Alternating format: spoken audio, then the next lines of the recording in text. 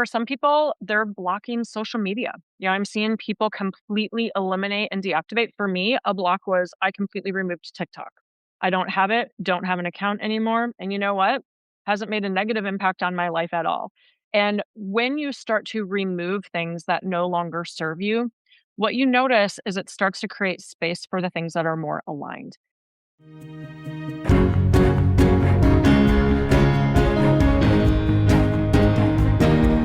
Hello, everyone. Welcome to the KTS Success Factor podcast for women, where we talk about challenges senior female leaders face in being happy and successful at work.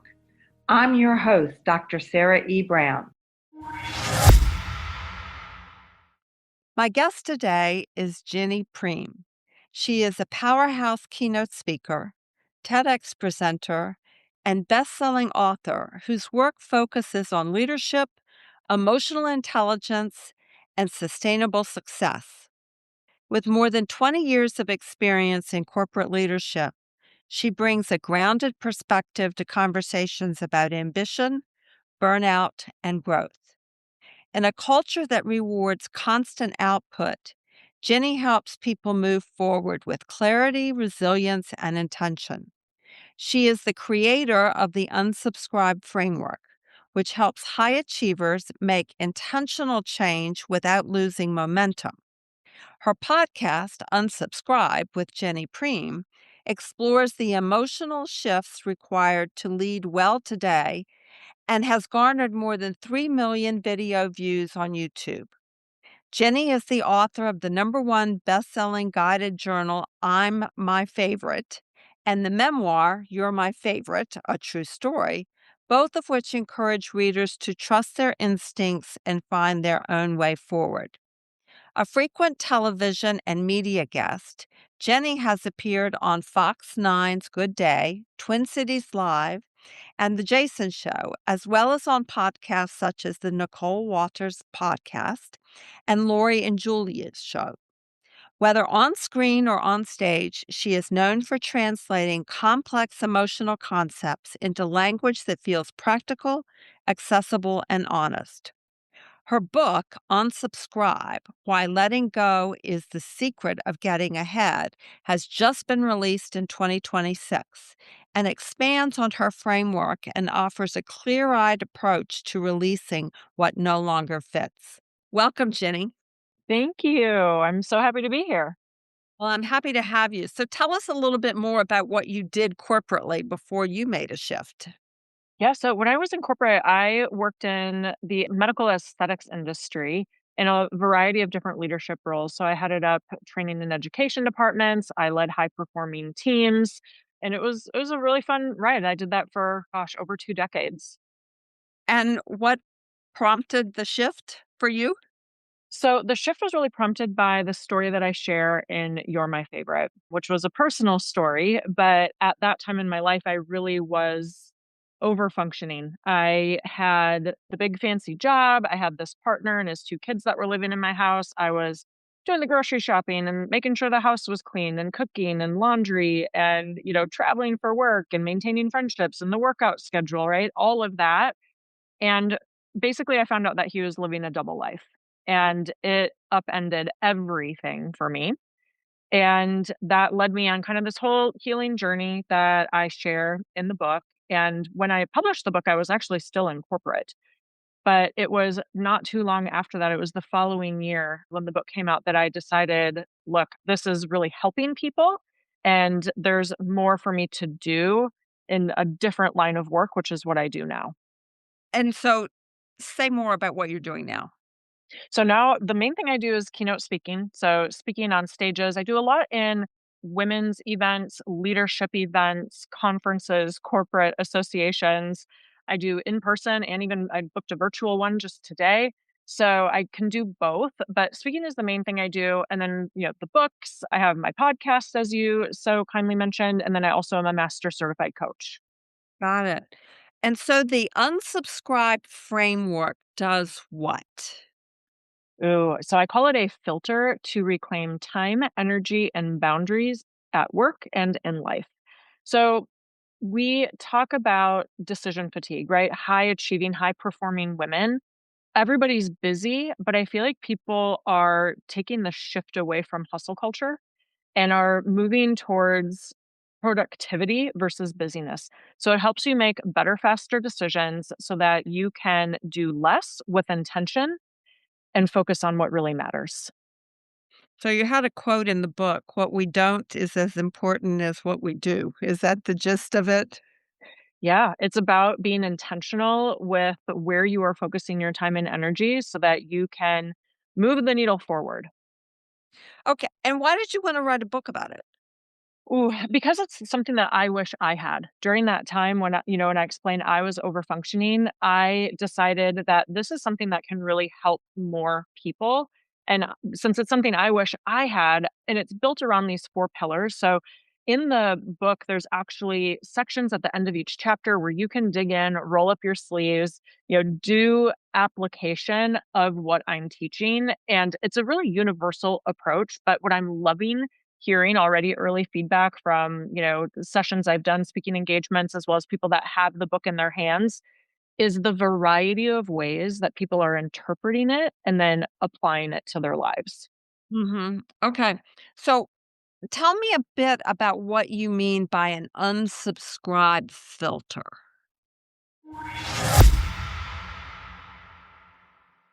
Hi, this is Sarah Brown again, the host of the KTS Success Factor podcast for women.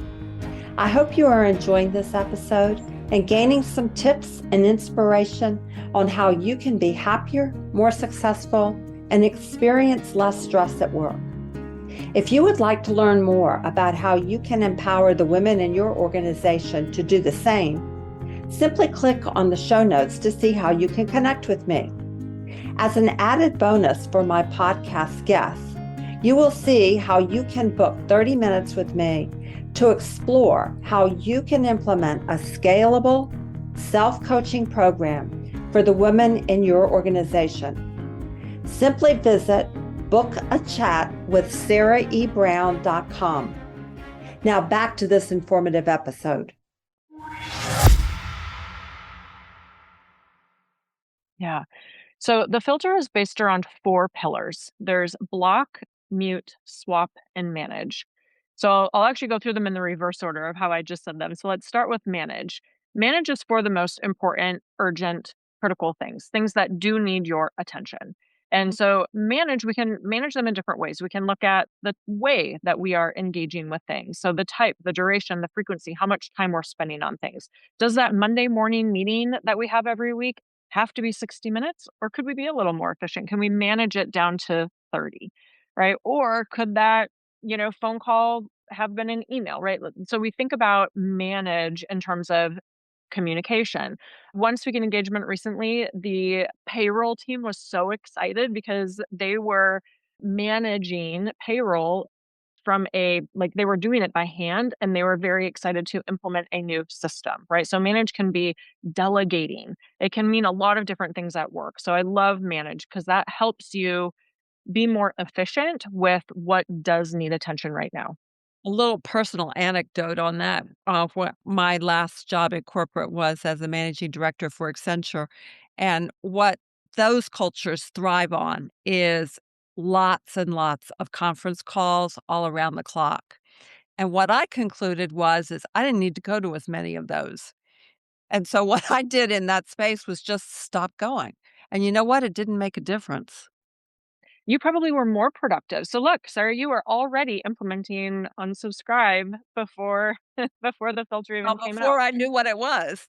But I will tell you, I learned that late. Had I looked Mm, at 10 years or even 15 years earlier, I might have been able to stay in that culture for longer, but it took me a long time to learn that. yeah.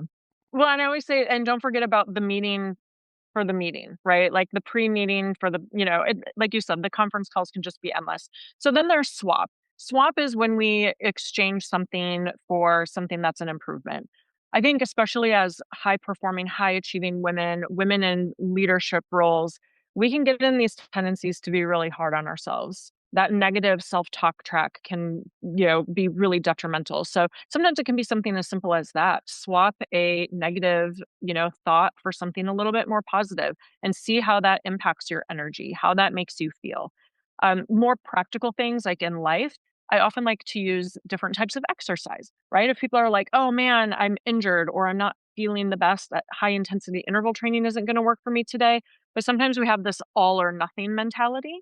You can still do something. Maybe you could walk or do yoga, do something that's more gentle and still feel really good about that decision. So that's actually one of my favorite sections in the book. There's a 2-page spread that gives a ton of different ideas of things that we can swap. For me personally, one big swap I've made in my own life is things for experiences. Mm, okay. Yeah, swap is fun. And then mute is things that we need to take a temporary break from. Things that, can you mute your notifications for a little while on your phone so that you can focus, right? I love the idea of stepping away and taking a break. I like to call it like if you're frustrated and you're working on a project and your creativity is just feeling stifled, I like to call it get up and take an emotional lap, right? Like take a break from it and come back with fresh or clear eyes. Again, practical, like real life applications. We just came off of the month of January. A lot of people participate in dry January. That's taking that temporary break. And so, what I always like to remind people what unsubscribe is and isn't, it isn't about just flippantly walking away from things. It is an actionable tool where you take accountability for the things that you are choosing to mute, swap, manage, and then ultimately block. So, block is for the things that you can remove. For me, just based on my own personal experience, this was a lot of toxic relationships. For you, like, you managed your schedule by blocking out some of those conference calls and meetings that you didn't need to participate in anymore. You found it unproductive. So there's a lot of different applications. I like to just give really quick little snap, bites of things that people can apply that are like everyday relatable. Great.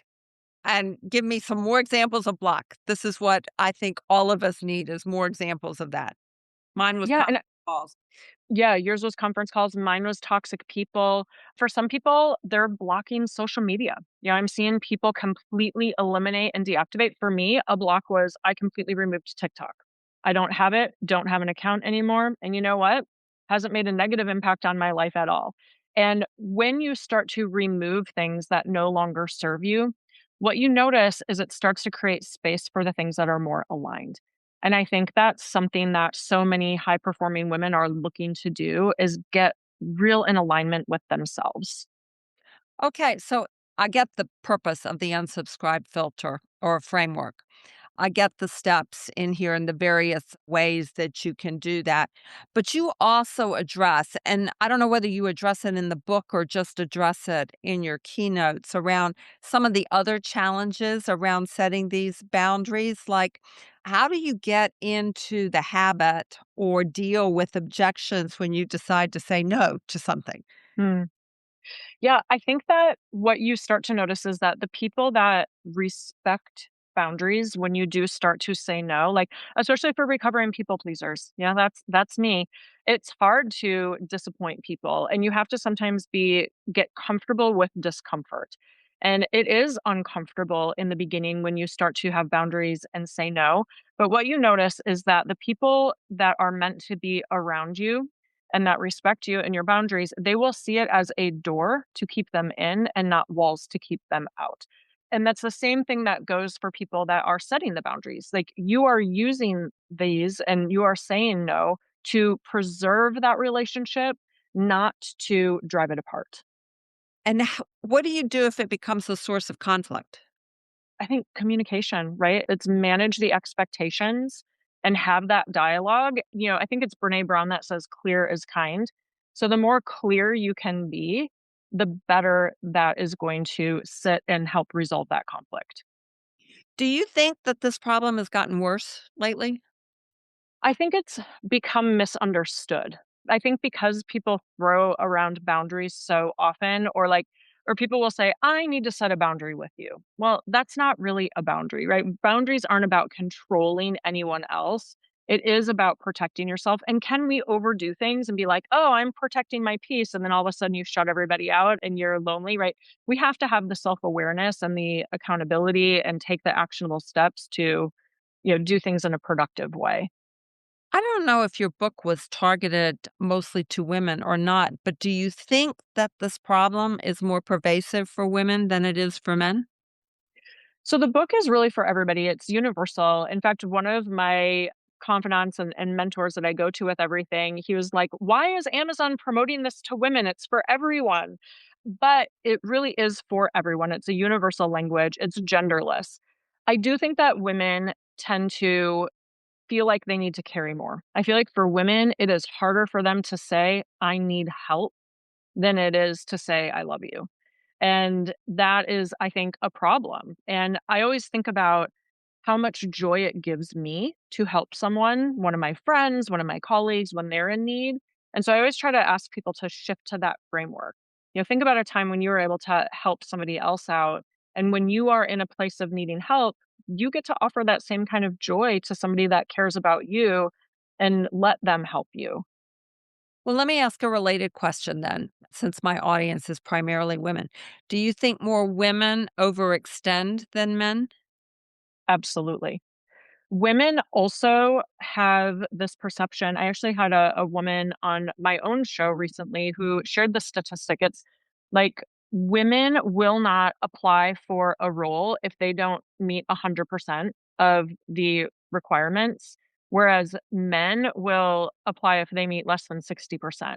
So I think that we overextend. I think that we minimize ourselves, which is why I did my TEDx talk on that, because I think that is also something that women definitely do. I think that we carry more. I think we put more pressure on ourselves in a lot of ways. Hmm. Okay. So we've got a framework that tells us how we can begin to unsubscribe, to be available for the things that are important. And you've talked with us about some tips around communicating this with others. Is there anything that I didn't ask you that I should have that would help us understand your key message of I know this is not your key message, but it stood out for me in the book. What we don't is as important as what we do. It just jumped out at me and I just thought it was really really a great way to summarize what you're all about. No, Sarah, thank you for that. And I actually love that that stood out for you. That was one of the very first things that I built Unsubscribe around. And that's why you probably noticed it in the beginning of the book, because it's really, we focus so much on what we're doing and doing more, more, more, more, more. But think about the time when you didn't take that exit, or you didn't get on that plane, or you didn't go to that conference call, and the magic that can happen in those moments of when we decide what not to do, right? So what we don't is as important as what we do. So I love that you took that as a key message because, like I said, it's one of the foundational principles that I built Unsubscribe around. So did I fail to ask a question that would help us understand the essence of that better? No, I think you nailed it. I think you nailed it. We got to talk about all four pillars and put them into real life application. And I think you really did a great job of explaining how this really is valuable for women and women in leadership who are carrying so much and carrying around a lot of burden these days. Well, Jenny, thank you so much for being with me today. Thanks for listening to the KTS Success Factor podcast for women. If you like what you are hearing, please go to iTunes to subscribe, rate us, and leave a review. And if you would like more information on how we can help women in your organization to thrive, then go to www.sarahebrown.com. You can sign up for our newsletter, read show notes, and learn more about our podcast guests, read my blog, browse through the books, or contact us for a chat. Goodbye for now.